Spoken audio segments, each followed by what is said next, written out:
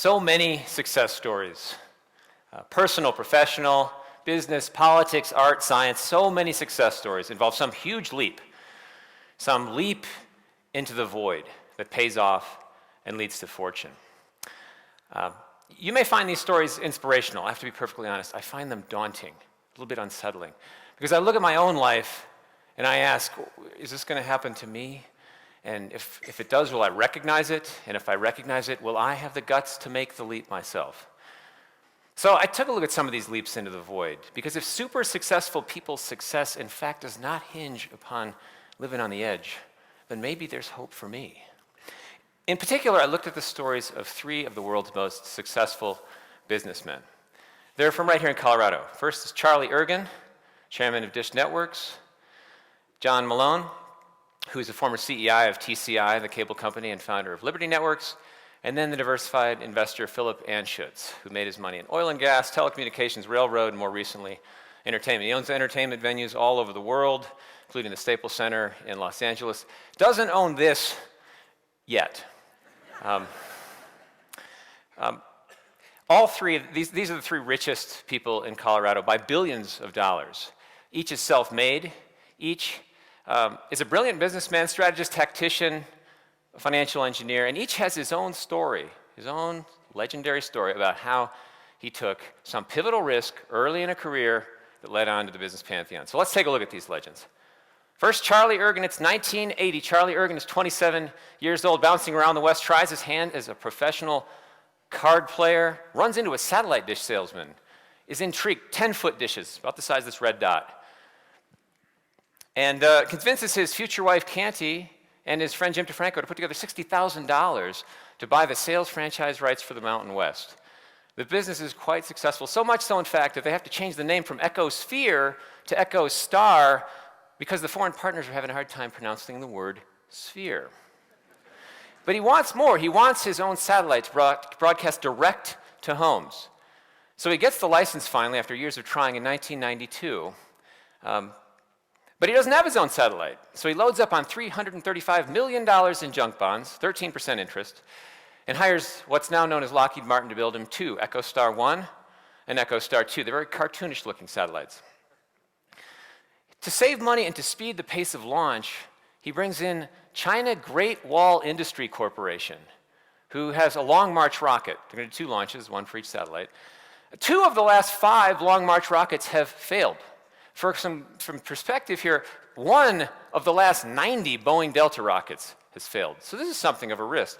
But in December of 1995, EchoStar 1 takes to the skies, and Ergen founds Dish Network a few months later. The very next Long March rocket veers off course, takes out a Chinese village. Ergen is known to say more than once in the ensuing years, I bet this company on the nose of a Chinese rocket, a Chinese rocket. Next up, John Malone. It's 1963. John Malone graduates Phi Beta Kappa from Yale, electrical engineering, hires into Bell Laboratories, esteemed Bell Labs, earns 2 master's degrees and a PhD on the company dime. He is, as an aside, so physically fit at this point in his life that he's witnessed doing a one-armed chin-up, meaning that in the unlikely event that he doesn't outwit you, he can always just go ahead and kick your ass.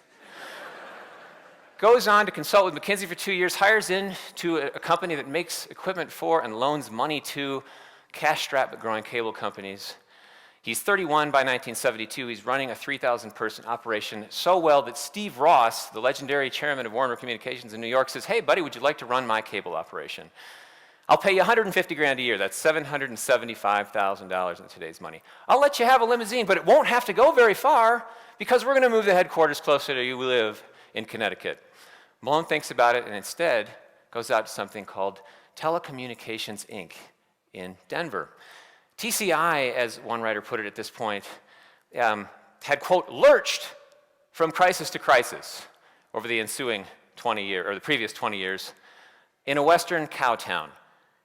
It's run by Bob Magnus, a hard-drinking former cottonseed buyer and rancher, who tells Malone, I can't pay you much, but you got a great future here if you can create it. Malone builds TCI into the largest cable company in the world, sells it for $44 billion to AT&T in 1999. Finally, Phil Anschutz. It's 1967. Philip Anschutz is 27 years old, based in Denver, has his own oil exploration company, not a whole lot of money in the bank. Phone rings, 2 a.m. It's a rig supervisor up in Gillette, Wyoming. There's been a blowout. Anschutz gets to the scene, ankle deep in crude, natural gas wafting through the air, and he reacts by getting the well capped, and then he does something extraordinary. He runs around and buys as many oil and gas leases as he can before the word gets out. Goes back to Denver, turns the TV on, top story in the news, massive oil field fire, Gillette, Wyoming. Heads back to the scene, flames everywhere. Calls Red Adair, the famed oil field firefighter. Adair tells him, kid, I checked you out. You don't check out. Anschutz begs, and Adair relents. Meanwhile, Anschutz figures out that Adair is the technical advisor to a biopic, basically, that Universal Studios is filming. It's not Adair's life. John Wayne's 144th movie, Hellfighters. He makes a deal with Universal in which Universal will pay him, Anschutz, $100,000 for the rights to film Adair's crews putting out Anschutz's fire. It's a pretty good deal. He pays off Adair, and the rest, as they say, is history. Now, those are the legends. Here's some backstory. First, Charlie Ergen, before he got into the satellite TV business, he had his CPA and his MBA. He'd worked as a financial controller most recently for Frito-Lay.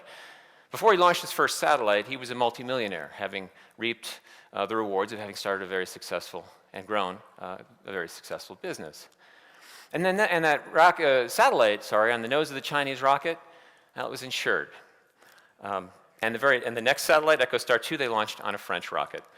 John Malone knew from the time he was at Bell Labs that he was not cut out to work his way slowly up a corporate hierarchy. It was not, as his biographer put it, the fortune, either the financial fortune or the personal fortune that he had envisioned for himself. He knew the cable business intimately, and for all its flaws, TCI was the fourth largest cable company in the United States at that point, in a consolidating industry. And this dude was talented, and he would have landed on his feet had things not worked out. Phil Anschutz, his father was a wildcatter, and he'd learned the ropes of this inherently risky business from his dad.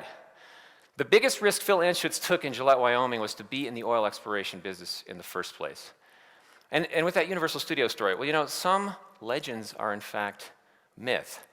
I watched Hellfighters, drinking, smoking, cavorting, a Malayan bar fight, towers of flame. What more could you ask from a movie? And then I called the director, Andrew V. McLaglen, who's 91 years old, still directs plays up in Friday Harbor, Washington. And the story goes more like this. The stunt coordinator for the movie was a guy named Fred Nuff. He's a CU grad. Go Buffs. He went out to Gillette to watch Adair fight this fire, and then he took that impression back to the Universal Studios backlot and recreated it with copious volumes of diesel and propane. And then they took that knowledge and redid it again on location in Casper, Wyoming, and in Houston. All of the fires, excluding those at the ends of cigarettes, were simulated in this movie, including this one. Now, as long as we're immolating myths, Charlie Ergen was never much of a professional gambler, and John Malone could probably still kick your ass.